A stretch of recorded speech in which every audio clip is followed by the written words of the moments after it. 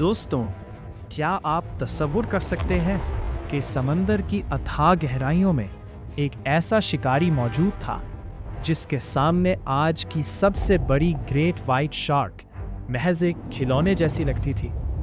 हम बात कर रहे हैं मेगालोडॉन की, एक ऐसी समंदरी बिला जिसका नाम सुनकर लाखों साल पहले समंदर के देव हैकल जानदार भी थर-थर कांपते थे। इसका कद 50 से 60 फुट तक होता था और इसका वज़न 50 टन से भी ज़्यादा था, जो उसे ज़मीन की तारीख़ का सबसे बड़ा और ताकतवर तरीन आबी शिकारी बनाता है। इसकी सबसे बड़ी खूबी इसके वो खौफनाक दांत थे जो इंसान के हाथ से भी बड़े होते थे और जिनकी तादाद 270 से ज़्यादा थी। ये दांत 5 कतारों में तरतीब दिए गए थे ताकि जब ये अपने शिकार को जकड़े तो बचने का कोई रास्ता बाकी ना रहे।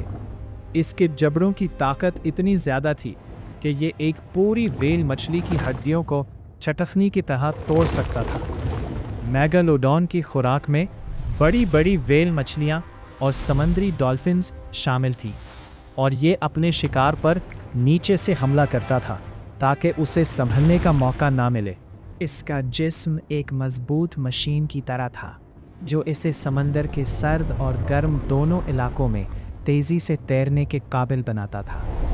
मगर सवाल ये है कि इतनी ताकतवर मखलूक आखिर ख़त्म कैसे हो गई। तकरीबन 36 लाख साल पहले जब ज़मीन का दर्जा हरारत गिरना शुरू हुआ और समंदरों में बर्फ़ानी दौर का आगाज़ हुआ, तो मेगालोडॉन की खुराक यानी व्हेल मछलियाँ सर्द इलाकों की तरफ हिजरत कर गई, जहाँ मेगालोडॉन का जिंदा रहना मुश्किल था। और साथ ही ग्रेट वाइट शार्क और ऑर्का, कलर व्हेल्स जैसे नए शिकारी पैदा हुए जिन्होंने खुराक के लिए मेगालोडॉन का मुकाबला शुरू कर दिया। यूँ आहिस्ता आहिस्ता ये अजीम शिकारी मादूम हो गया। मगर आज भी बहुत से लोग ये मानने को तैयार नहीं हैं। वो कहते हैं कि समंदर का 95% हिस्सा अभी तक इंसानों ने नहीं देखा। तो क्या ये मुमकिन है कि मेगालोडॉन आज भी मारियाना ट्रेंच जैसी गहरी खाइयों में छुपी हुई हो? साइंसदान तो इसे महज एक अफसाना करार देते हैं, लेकिन समंदर के इन पुरस्रार इंकिशाफात ने आज भी दुनिया को हैरत में डाल रखा है कि शायद वो कदीम शहंशाह अब भी कहीं गहराई में अपने अगले शिकार का इंतज़ार कर रहा हो।